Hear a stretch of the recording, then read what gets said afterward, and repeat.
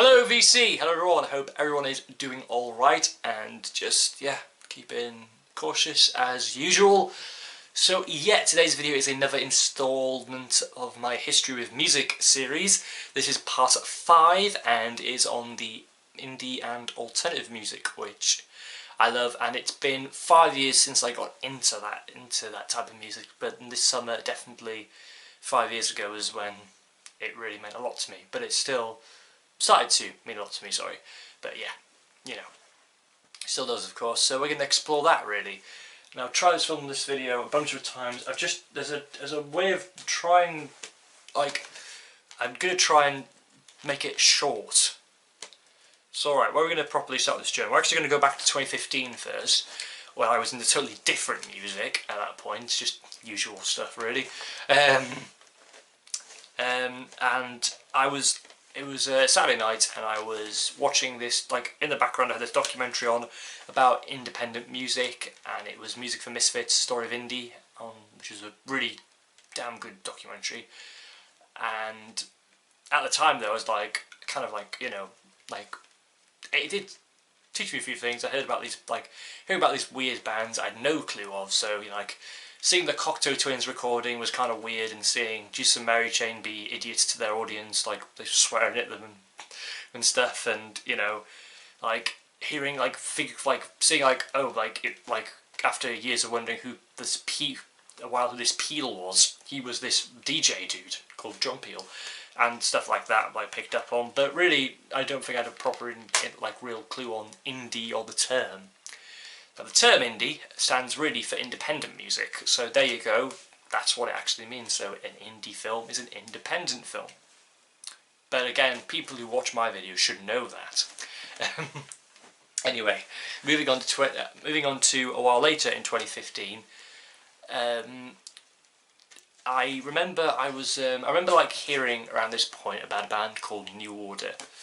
And I remember my history teacher, I was just stopping by his classroom, and I said, "Oh sir, you listen to New Order?" He said, "Yes, there's a new album and it's absolutely amazing, Sean." And their new album at that point was 2015's Music Complete. So yeah, I was like, okay, alright. And then, basically thinking, around that time as well, while I'm starting to watch VC videos, not the channels I watch today, basically other channels, and not that they're inferior or anything, they're good, yeah.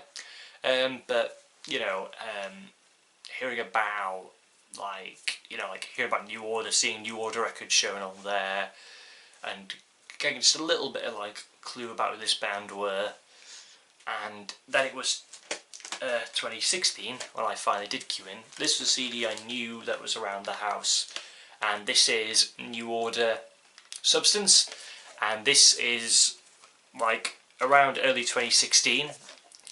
I played it a bit. Actually no, but when I first started listening to this, I only really listened to Blue Monday, so it was really just throughout the following months where I started listening to it, which we'll get back to in a minute.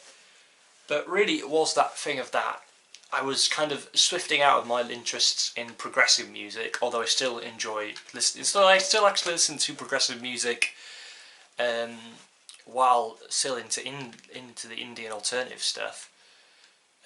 But I was really drifting from it, kind of drifting a bit, maybe getting a bit bored with all the yeses and the ELPs and all that. And I wasn't thinking, oh, I want something that's relatable, and then that song came on, or whatever. That didn't happen. But I kind of did. But what it was that maybe a bit of boredom, and just wanting to discover other things. So I was hearing about these bands who all came from a place called Manchester, and they were a part of the Indian alternative scene. So I was hearing about these bands like the Smiths and New Order, of course, and Joy Division, the Stone Roses, your usuals. They're the ones that I first heard of, and was discovering their music as well, and really trying to cue in right, who are these bands?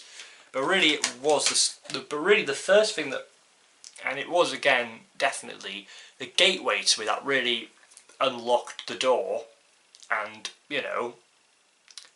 opened me into it, was hearing the Smiths songs. So basically like tuning in on your computer or whatever and listening to them, you know, as you would. And they really were at that point like, they were really like, wow, like I didn't know this existed. Like, you know, it's a different world from like Yes or ELP or Genesis, but it was such an interest. It was such a kind of relatable world at the time to somebody who was like myself, you know, a bit of an oddball, I would say at that point. When I'm still in high school, still am an oddball. Nothing wrong with that. And it was just very kind of like a bit personal, like, you know, wow, you know, at the time I really did though, and we'll get to in the minute, it really did make a surprising impact. But anyway, and also around the same time as well, a CD which I wish I had on me, which was the best of REM, which I can't seem to find. But anyway, we'll get back to that in a minute. So really at that point I'm getting into the Smiths, I'm slowly getting into the Smiths, and I'm getting into a bit of REM, and I'm trying to get into New Order and other things.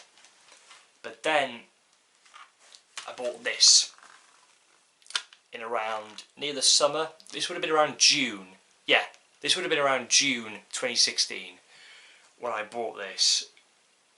And I remember, like, I just remember putting it on and being, and this is REM Monster, sorry, and just being like being blown away really by how good this album was. I still love this album. So this was my first proper studio album by REM. But yeah, I still love this album to this day, and I will definitely do a review of it someday, probably.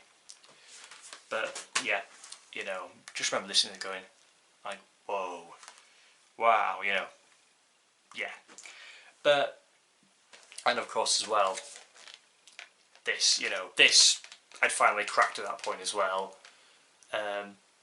Yeah, absolutely. Actually, yes, by this point, a while later, so this would have been, yeah, June, I'd really gotten into New Order, and I was heavily into the Smiths. So this, and this, you know, these were played a lot throughout that point onwards for the whole of the summer. As with a few other records, so for example, a while later I got this, Automatic for the People, along with a 45 of the Sidewinder Sleep Sonate.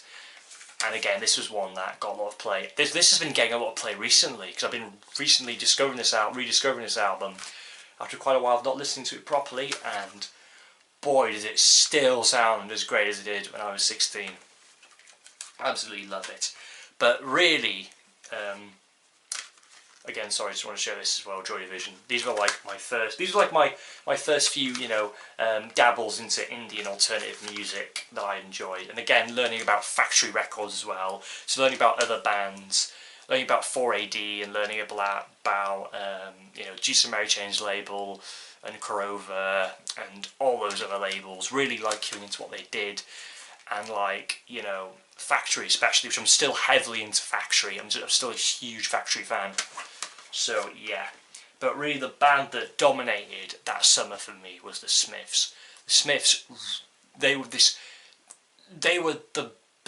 big thing for me for that summer. It only lasted the summer, and a few months later, and then after that it died down, and then I just I swifted more into the Factory era. No dissing them, however. Still enjoy their music, but that summer was really just like mad on them. I just went crazy on them. Although I had no physical media for quite a long time of them, I listened to the Smiths quite a lot and just absolutely loved them. And what also helped especially was around that point for me was just like, being that age of probably 16 did help, so yeah. But another performance as well would have been with New Order, would have been that, I remember New Order did Glastonbury that year. I remember watching that around the time, and that was something that really was like, oh my god. So I always remember that. But really getting back to the Smiths, I just became obsessed with them for that summer. They were my band. Read a lot of stuff about them, just lived and breathed them in some weird way for that summer. And this was the album. This was a soundtrack to me. Really, this was it. And this is, of course, The Queen is Dead. This is a green vinyl copy. I got this around August or late July of 2016. And this on green vinyl.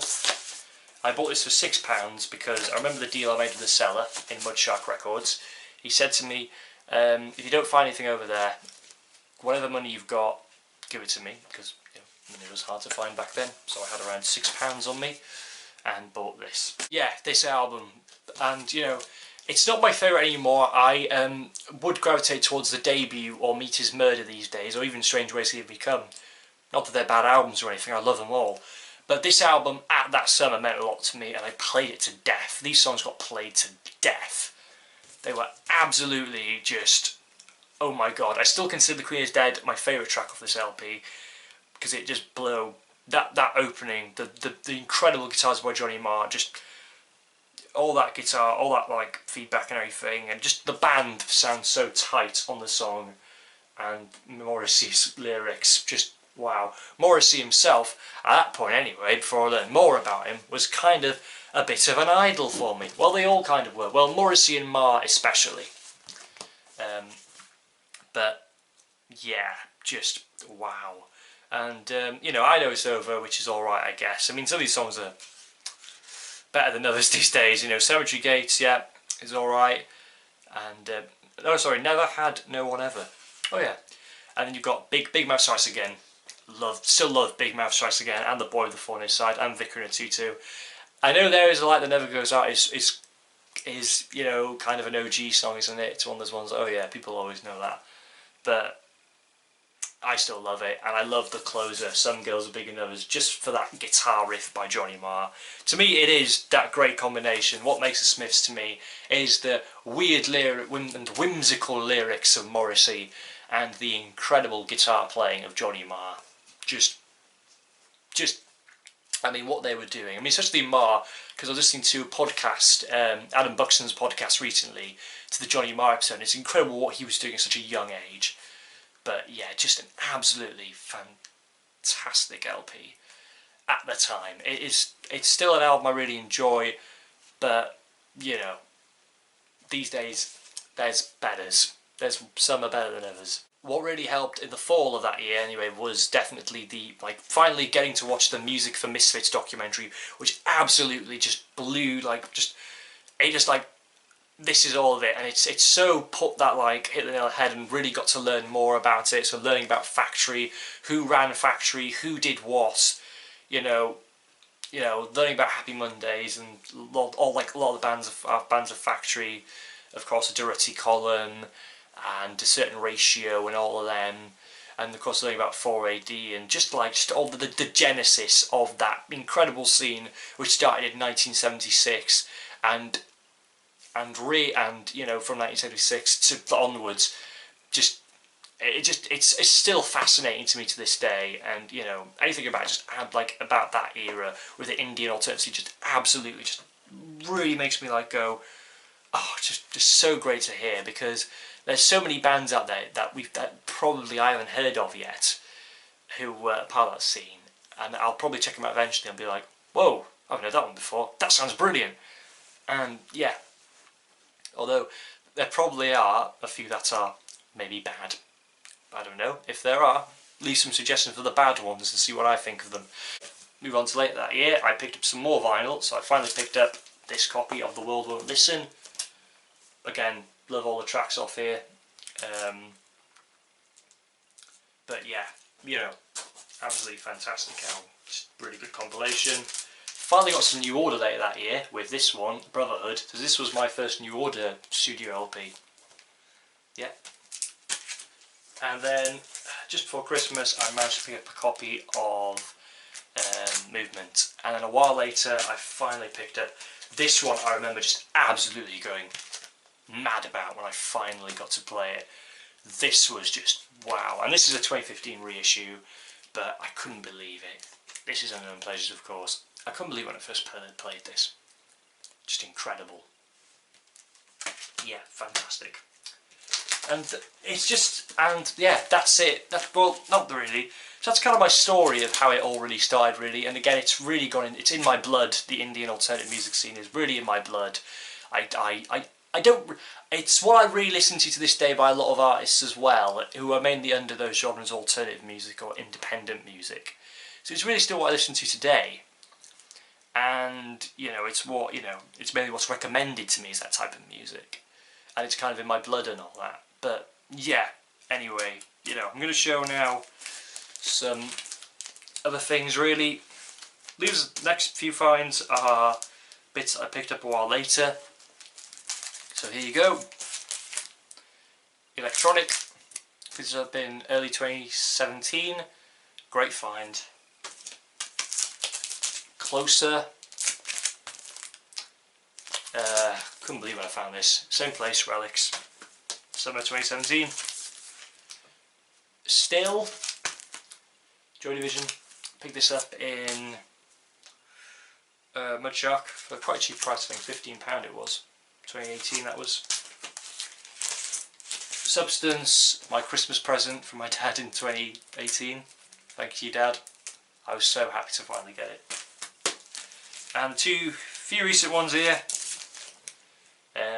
R.E.M. Life's Just Pageant. Fantastic album. I picked up at the beginning of 2020. And Susie and the Banshees, who I absolutely love. And yeah. This would have been in the lockdown, the first lockdown. And a recent VCLT by John Downing in the fall of 2020. Thank you. Thank you very much, John, again. Happy Mondays, Manchester Rave On. So anyway, VC, that's where I'm going to end the video today. Again, I know it's around 15 minutes long, but it is kind of hard again to explain how much it means to me because it's so in my head. And it's kind of hard to explain it properly. But I think I did it to the best of my ability in this video. So I'll see you all again very soon, everyone. Take care, and yeah, thank you all for watching, and goodbye for now.